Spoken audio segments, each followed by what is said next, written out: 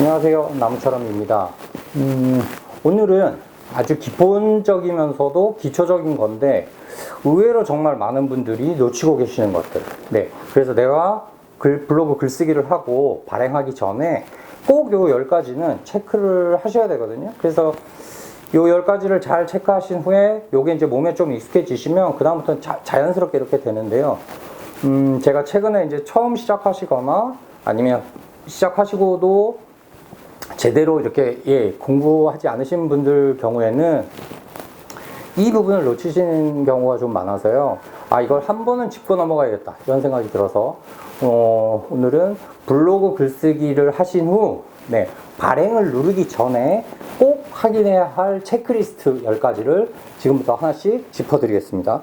사실 아주 간단합니다. 자, 일단 맨 처음 첫 번째, 여러분들이 블로그 글을 쓰셨으면 여러분들 블로그에 각자 카테고리를 갖고 계시죠, 그죠? 예, 내가 만들어 놓은 카테고리가 있어요. 그럼 그 카테고리에 먼저 적당한 카테고리에 내가 위치했는지 확인해 보시는 거예요. 그러니까 이게 일상인지, 뭐 맛집인지, 여행인지 여러분들 카테고리에 맞는 걸 먼저 넣어 주시고요. 그게 1번입니다.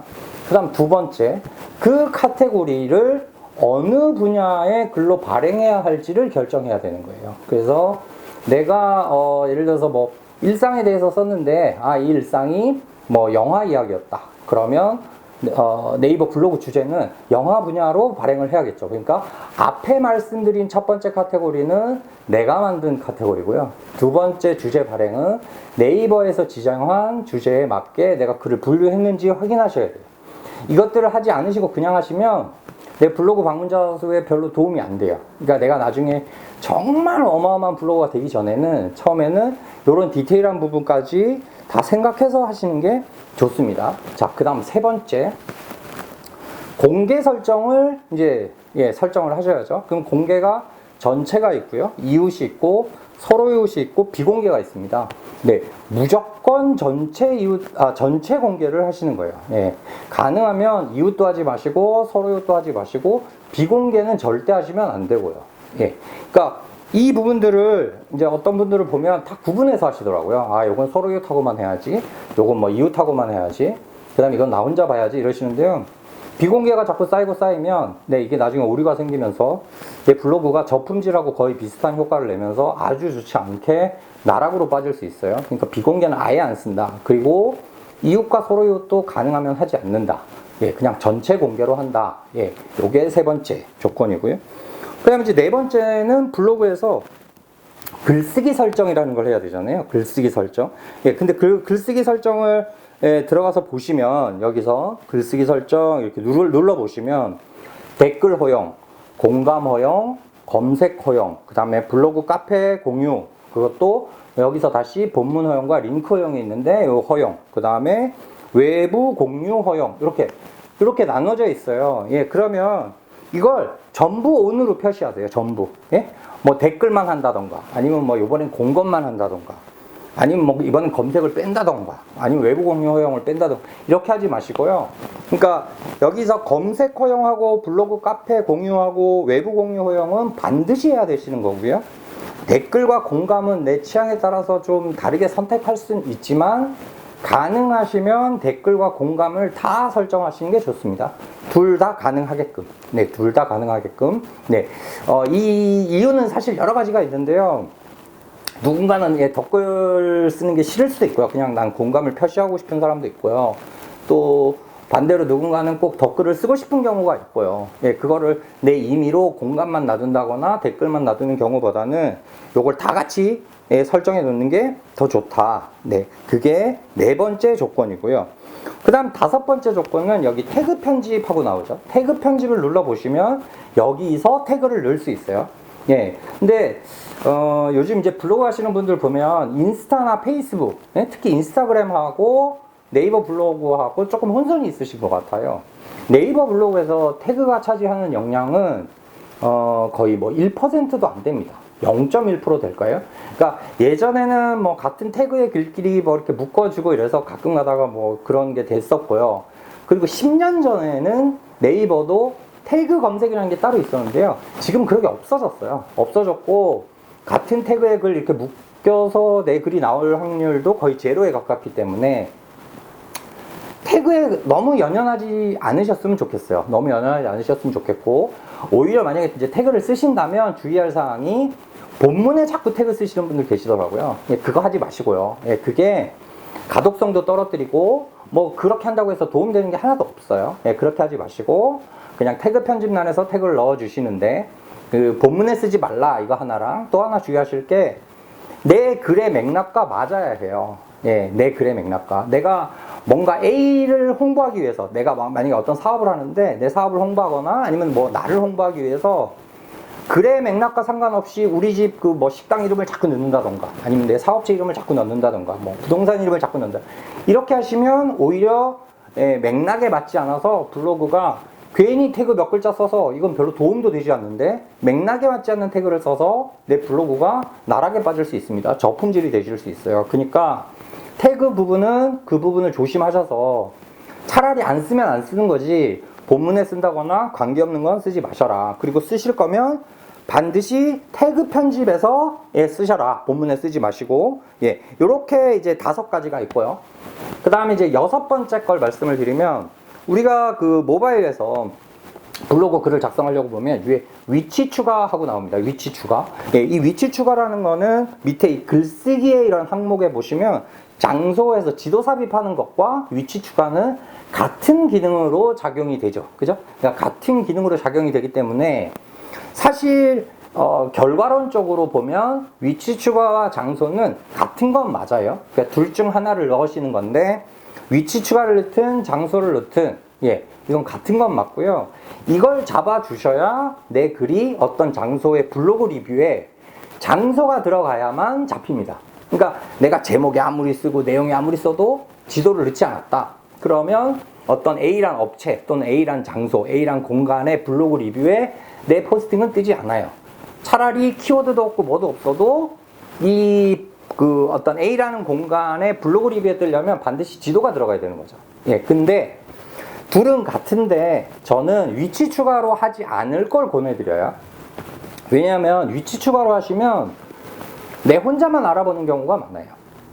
블로그 리뷰에도 뜰 수 있지만 사람들이 들어와서 아, 이게 어디에 있는 걸까 하고 찾아볼 때 본문에 그냥 장소로 해 놓으셔야 구독자 입장에서, 독자 입장에서 훨씬 더 편해요. 그러니까 위치 추가로 하지 마시고 장소로 해서 지도 삽입을 한다. 요게 6번째 항목이고요. 7번째 항목은 글꼴이라는 게 있죠. 글꼴. 이제 아시죠? 뭐 기본 서체, 나눔 고딕, 뭐 나눔 발음 고딕, 뭐 마루부리, 뭐 이런, 그리고 밑에 가면 손글씨 뭐 이런 거 있는데요. 가능하면 나눔 시리즈만 쓴다. 나눔 고딕, 나눔 명조, 나눔 발음 고딕, 나눔 스퀘어. 굳이 여기 하나 보태자면 마루부리까지. 나머지 손글씨체나 기본 서체는 여러분 개인의 취향인 거지, 전반적인 평균값으로 봤을 때는 사람들이 원치 않는 글꼴이다. 그러니까 이거는 어떻게 생각하시면 되냐면, 우리가 이제 과거에 봐왔던 교과서 또는 우리가 서점에서 구입해보는 책, 그 다음에 신문, 그 다음에 인터넷 기사, 이런 걸 보실 때 손글씨로 된 거 보신 적이 없으실 거예요. 예, 이렇게 손글씨로 했을 경우에 일단 가독성이 떨어지고요. 예, 가독성이 많이 떨어지고요. 그 다음에 전문성을 잃어요. 그걸 씀으로 인해서. 예, 여기에 플러스 알파로 하나 더 말씀드리면, 뭐 스티커 이런 거 있잖아요. 예, 스티커, 이모티콘, 이것도 안 하시는 게 훨씬 더 좋습니다. 그걸 하면 할수록 내 글의 전문성은 점점 떨어진다. 예, 내가 뭔가 굉장히 의미 있게 썼는데 예, 남들은 그냥 장난스럽게 볼 수 있다, 이런 말씀이에요. 그래서 가능하면 이거 안 하시는 게 좋다. 그게 7번째고요. 그 다음에 이제 8번째는 우리가 이제 왼쪽 정렬을 할 수도 있고 가운데 정렬을 할 수도 있고 오른쪽 정렬을 할 수도 있어요. 예, 근데 무조건 왼쪽 정렬을 하시는 게 좋다. 예, 가운데 정렬을 하실 경우에는 사람들의 폰 사이즈가요 서로 다 달라요. 예, 내가 뭐 노트를 사용하느냐, 아이폰을 사용하느냐, 뭐 갤럭시 S21을 사용하느냐, 이 사이즈에 따라서 내 가운데 정렬이 내 폰에서는 예쁘게 보이는데 누군가에겐 굉장히 지저분해 보일 수 있어요. 예, 그래서 반드시 왼쪽 정렬을 한다. 예, 요게 8번째 항목이고요. 그 다음 이제 9번째 항목은 그 블로그에서 이제 글 작성하시는 거 밑에 보시면 뭐 인용구도 있고 구분선도 있고 뭐가 많잖아요. 그죠? 거기에서 글감이라는 게 있습니다. 글감. 그래서 내가 방송을 받거나 아니면 드라마를 받거나 영화를 봤거나 아니면 책을 봤거나, 예, 뭐 기타 등등 거기서 뉴스만 빼고요. 뉴스만 빼고 내가 뭔가를 했는데 그게 해당되는 부분이 있다 하면 글감을 넣어주세요. 네, 글감을 넣어주시면 내 글이 만약에 내가 책에 대해서 리뷰를 했는데 썼는데 글감을 넣어주면 그 책을 누군가가 찾았을 때, 예, 블로그가 아니라 책을 찾았을 때 그 안에 또 블로그 리뷰 뜨듯이 이 글감을 넣어줘야 뜨는 거예요. 그러니까 아까 장소는 어떤 공간에 있어서의 블로그 리뷰를 보여줄 때 지도를 넣어야 그게 보이는 것처럼 그 외의 것들, 영화, 드라마, 방송, 책 이런 것들은 글감에 그것들을 넣어주셔야, 예, 그게 또 내가 그 해당 그 방송이나 해당 매체의 리뷰에서 내 글이 보일 수가 있습니다. 그러니까 내가 하나라도 더 노출될 수 있는 거죠. 그게 9번째 기능이고요. 마지막 10번째 기능. 이 10번째 기능은 많은 분들이 너무 잘못 알고 계신 것도 있고 또 아니면 아예 모르시는 경우도 있고 뭐 그런 건데요. 내가 만약에 어떤 제목을 쓰셨어요. 여러분이, 예, 블로그상에서 포스팅 하시면서 제목을 쓰게 되는데요. 그렇게 제목을 쓸 때 내가 나는 이 키워드로 검색되고 싶어 하는 키워드가 있으실 거예요. 예. 예를 들어서 내가 만약에 오늘 뭐 대구 가볼 만한 곳, 뭐 비슬산의 진달래가 뭐 너무너무 좋았어요. 만약에 이렇게 쓰신다고 하면 여기서 키워드는 대구 가볼 만한 곳, 비슬산 진달래, 그 다음에 대구 진달래, 뭐 그 다음에 비슬산 가볼 만한 곳, 뭐 이런 식으로 몇 가지 집합들이 생기죠. 예, 그래서 이렇게 복잡하진 않더라도 단순하게만 따져도 대구 가볼 만한 곳과 비슬산 진달래, 대구 진달래 이런 식의 세 가지 키워드는 형성이 된 거잖아요. 그죠? 근데 이걸 제목에는 멋지게 쓰시고 본문에는 대구 가볼 만한 곳이 아니라 뭐 대구 여행을 갔는데 뭐 아니면 뭐 비슬산이 아니라 뭐 비슬산이 아니라 그냥 어디 산에 갔는데 대구 근처에 산에 갔는데 뭐 이런 식으로 써버리면 그 진달래가 아니고 꽃을 봤는데 이렇게 써버리면 내 제목에 있는 키워드가 그냥 다 허물어지는 거예요. 그래서 반드시 내 제목에서 내가 검색되길 원하는 키워드를 본문에 최소한 한 번 이상 써주시는 거예요. 한 번 이상. 예. 근데 이제 뭐 이런 게 썰이 많죠. 뭐 3번을 넘어야 하고 뭐 15번을 넘으면 안 되고, 예, 다 거짓말이고요. 그냥 한 번 이상 들어가면 됩니다. 다만 너무 과도하게 들어가시면 안 돼요. 너무 과도하게 많이 들어가면 네이버 AI가 이걸 읽어내요. 읽어내서 이게 지금 이 문장이 맥락에 맞나 안 맞나를 따져요. 그래서 너무 과도하게 들어가면 오히려 방해가 될 수 있어요. 그러니까 적당하게 쓰세요. 쓰시다 보면 사실 아무리 많이 써봤자 2-3번이고요. 예, 아니면 1-2번이고요. 예, 그러니까 한 번이 혹시 불안하시다 그러면 2번에서 3번, 뭐 많아야 4번 이 정도만 쓰신다고 생각하시면 되고, 그 이상 넘어가면 나 스스로 냉정하게 이 글이 맥락에 맞는지 안 맞는지 한번 의심해 보셔야 하는 거예요. 그래서 오늘 제가 말씀드린 이 10가지를 블로그 글쓰기를 하시고 나서 첫 발행하시기 전에 반드시 이걸 체크하셔야 돼요. 예, 그래서 이게 이제 완전히 자리 잡으려면, 예, 내가 뭐 10번에서 20번, 보통 한 달, 예, 뭐 넉넉 잡고는 3달 정도 하시면 몸에 익숙해지실 거예요. 그때 가서는 뭘 이런 걸 체크해 이러실 수도 있지만 처음 하시는 분들 입장에서는, 예, 이거 굉장히 중요하거든요. 그래서 나는 이걸 지키고 있나? 오늘 이제 본인들 블로그 포스팅을 보시면서 요거 다시 한번 점검해 보시기 바랍니다. 오늘은 여기까지 하겠습니다. 감사합니다.